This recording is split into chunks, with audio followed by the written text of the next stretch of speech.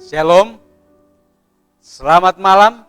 Kita akan mempelajari pelajaran sekolah sahabat kita, pelajaran yang ke-7, hari Senin tanggal 9 November tahun 2020. Sebelumnya, mari kita tunduk kepala dan kita berdoa.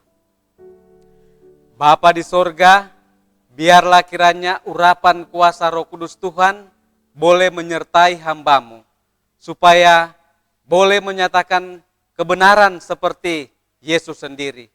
Terima kasih, ampuni dosa kami, dalam nama Yesus Juru Selamat kami. Amin. Judul sepanjang minggu ini yaitu Perbaktian dalam Pendidikan. Kemarin kita sudah mempelajari bahwa kita semua menyembah sesuatu. Dan sekarang judulnya yaitu Dan katakan kepada mereka, kepada anak-anak mereka. Kalau di sekolah sahabat, dan nyatakanlah mereka kepada anak-anak mereka.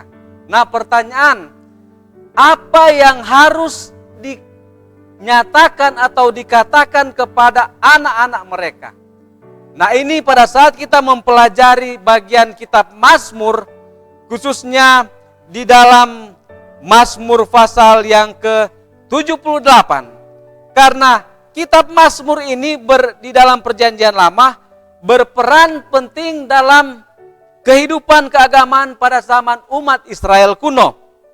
Dan kitab ini sering dibacakan atau dinyanyikan dengan diiringi musik. Kemudian selama jam-jam beribadah dan pada saat ada juga ibadah umum.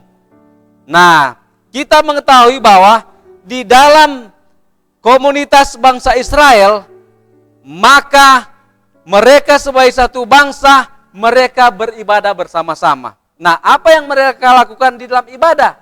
Jadi mereka bernyanyi. Dan Mazmur itu adalah kumpulan daripada puisi atau lirik lagu-lagu. Bahasa Ibrani atau kata Ibrani untuk Mazmur adalah Tehilim, yang berarti lagu-lagu pujian. Jadi pada saat kita menyanyikan nyanyian pujian untuk Tuhan dan apapun yang kita lakukan, maka kita sedang menyembah Tuhan. Nah, Mazmur di dalam Mazmur 78 ayat 1 sampai yang ke-17, pesan yang disampaikan dan bagaimana ini cocok dengan pendidikan yang ada pada sekarang ini dan yang harus dilakukan di dalam sistem pendidikan daripada orang-orang Gereja Masehi Advent hari ke-7. Apa yang dipelajari dalam pendidikan? Jadi mereka menyanyi pengajaran Asaf, Amsal, itu berisi tentang bagaimana peraturan-peraturan hidup di dalam kehidupan sehari-hari. Puji-pujian kepada Tuhan. Karena apa?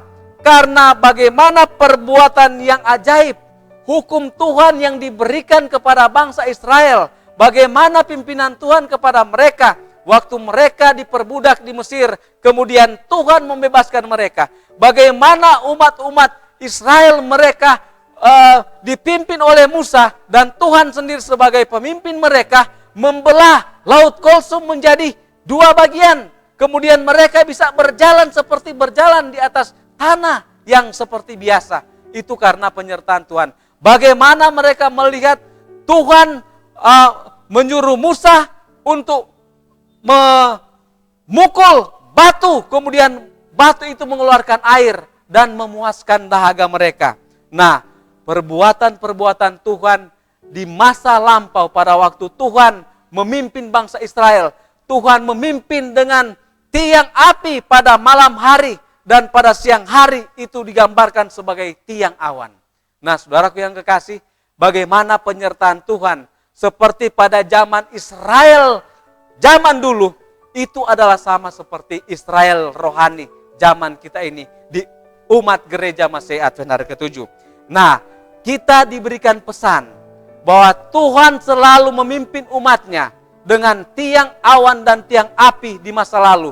Nah, hamba Tuhan Nyonya White menyatakan bahwa tiang awan dan tiang api yang menuntun bangsa Israel keluar dari Mesir, masuk ke tanah Kanaan, itu adalah gambaran daripada firman Tuhan yang akan menuntun, firman Tuhan, Alkitab, dan tulisan-tulisan nubuatan hamba Tuhan Ellen G. White sudah menyatakannya. Itulah yang menjadi penuntun. Sebagaimana tertulis di dalam buku Life Sketch halaman 196 dikatakan demikian, bahwa tidak ada yang patut kita khawatirkan menghadapi masa yang akan datang, kecuali kita melupakan pimpinan Tuhan dan berkat-berkatnya yang sudah menuntun kita pada waktu yang lalu.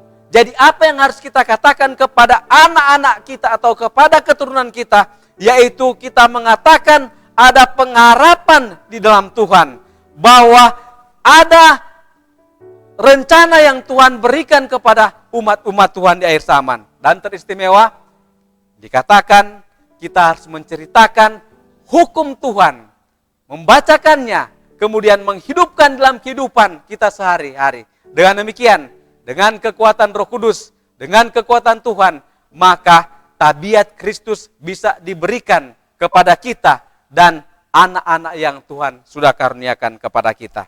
Nah, sebagaimana di dalam buku Wahyu 14 ayat 12, bahwa gambaran umat-umat Tuhan di akhir zaman, keturunan ilahi, yaitu mereka yang menuruti hukum-hukum Allah dan memiliki iman di dalam Yesus. Kiranya Tuhan memberkati kita di dalam menjalani hari-hari kita dalam perjalanan hidup bersama-sama dengan Tuhan. Tuhan kiranya memberkati.